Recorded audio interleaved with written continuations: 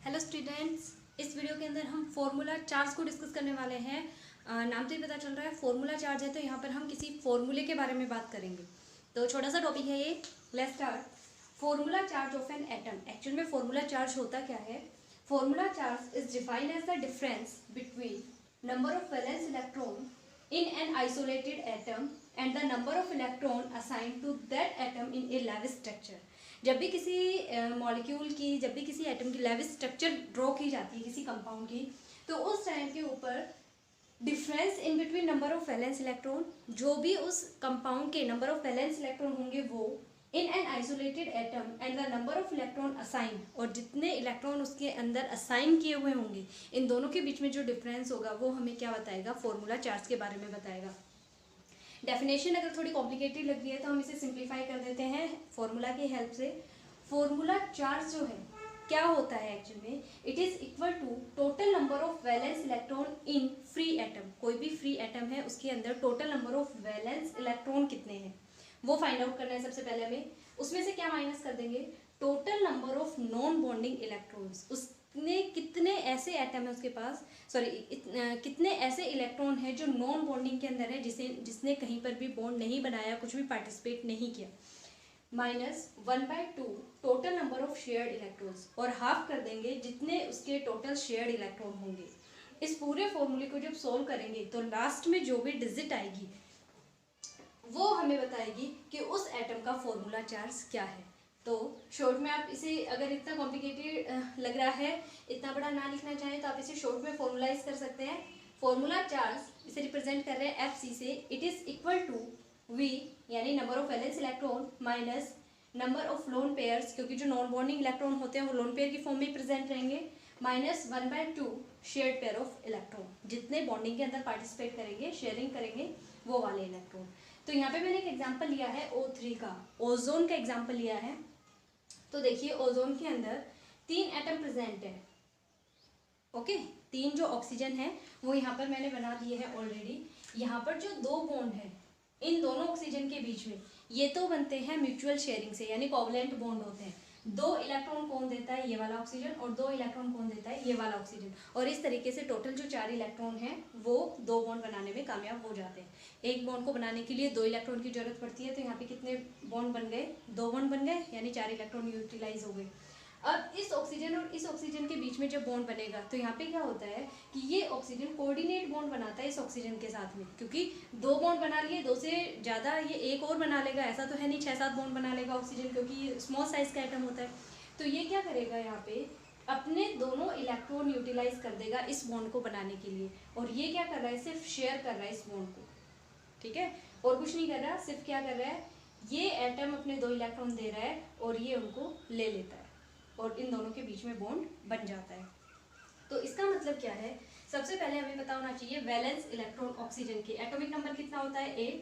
Configuration 1s2 2s2 2p4। देखिए 8 electron हो गए, 2 2 4 और 4 8।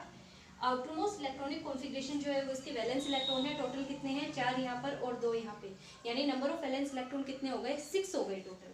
तो फॉर्मूला चार्ज जब निकालेंगे हम तो उस टाइम पे कितने ले लिए वैलेंस इलेक्ट्रॉन?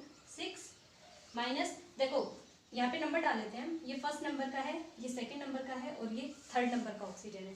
तो सबसे पहले जो फॉर्मूला चार्ज है वो मैं फर्स्ट नंबर वाले के लिए निकाल रही हूँ, ऑक्सीजन के लिए। ओके, तो 6 नंबर ऑफ लोन पेयर यानी unshared electron, non bonding electron कितने इसके पास में? 2 तो ये हैं और 2 ये, टोटल इलेक्ट्रॉन कितने हो गए? 4 -1/2।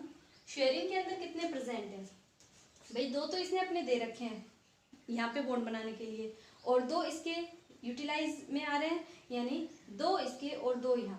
एक बॉन्ड के लिए 2 इलेक्ट्रॉन लग रहे हैं, तो 2 के लिए कितने हो गए? 4, यानी टोटल शेयरिंग के अंदर कितने इलेक्ट्रॉन हो गए?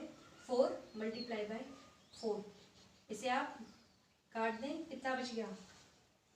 तो 6, और यहाँ पे 4 और -4 और -2, टोटल कितने हो गए? -6 इज इक्वल टू क्या आ गया? 0। 6 में से 6 जाएगा तो 0, कुछ भी नहीं बचा। इसका मतलब क्या है? जो फर्स्ट नंबर का ऑक्सीजन है उसके पास किसी भी तरीके का कोई भी चार्ज प्रेजेंट नहीं है, ठीक है। तो इसलिए हम क्या कहेंगे? इसके ऊपर कोई भी चार्ज प्रेजेंट नहीं है, किसी तरीके का कोई भी फॉर्मूला चार्ज प्रेजेंट नहीं है, नॉर्मल नहीं है। अब बात करते हैं हम सेकेंड नंबर वाले की।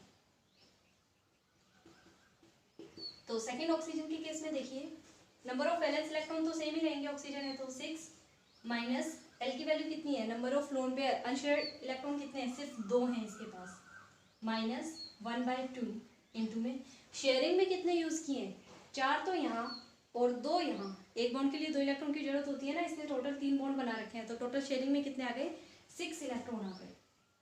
तो कितना हो जाएगा 6 minus 2 minus 3 6 minus 5 is equal two plus का 1 बच गया और ये प्लस के अंदर है, यानी इसके ऊपर कितना चार्ज रहेगा, +1 चार्ज रहेगा। अब बात करते हैं थर्ड नंबर के इलेक्ट्रॉन की।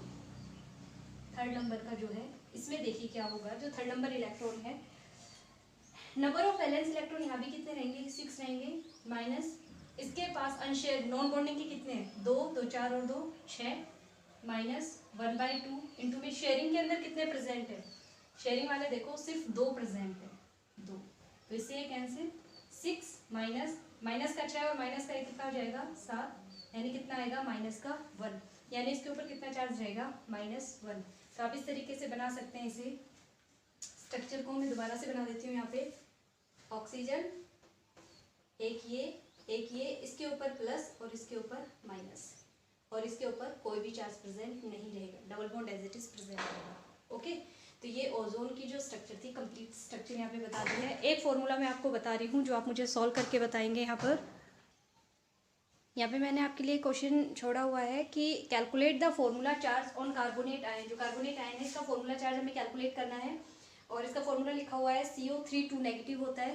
तो यहाँ पे कार्बन के लिए और जो ऑक्सीजन है उनके लिए अलग अलग से आपको फाइंड आउट करना है। तो सबके लिए फाइंड आउट करेंगे, जैसे यहाँ पर नंबर वाइज सबके लिए फाइंड आउट किया था, वैसे ही इसके लिए फाइंड आउट करना पड़ेगा। सबसे पहले आपको स्ट्रक्चर बनानी आनी चाहिए, जो कार्बोनेट आयन है किस तरीके से प्रेजेंट रहेगा। तो इसकी जो स्ट्रक्चर है वो इस तरीके की रहेगी। ओके, 2 नेगेटिव चार्ज हैं यहाँ पर, CO3 नेगेटिव होता है, तो 2 जो ऑक्सीजन है इनके ऊपर नेगेटिव चार्ज प्रेजेंट रहते हैं। ये मैं आपको ऑलरेडी बता दे रही हूँ, यहाँ भी एक नेगेटिव रहता है, यहाँ भी एक नेगेटिव, क्योंकि कार्बन 4 से ज़्यादा बॉन्ड नहीं बनाएगा और यहाँ पर इसने टोटल 4 बॉन्ड बना दिया है। तो आप सबसे पहले तो कार्बन का निकालें, इन दोनों के लिए तो सेम निकलेगा, एक इस ऑक्सीजन के लिए और एक इन दोनों में से किसी भी एक ऑक्सीजन का निकाल देना, उससे पता चल जाएगा। ठीक है, तो आप इसे कंप्लीट ऐसे भी लिख सकते हैं, या फिर मैं ऐसे भी लिख सकती हूँ इसे, या फिर क्या कर सकते हैं, इस ऑक्सीजन पे नेगेटिव और इस पे भी नेगेटिव चार्ज बना के दिखाया जा सकता है। तो ये आपको सोल्व करके बताना है, कमेंट सेक्शन में आप कमेंट कर सकते हैं, या फिर अपने नोटबुक के अंदर सोल्व कर ले, बाद में देख लेंगे।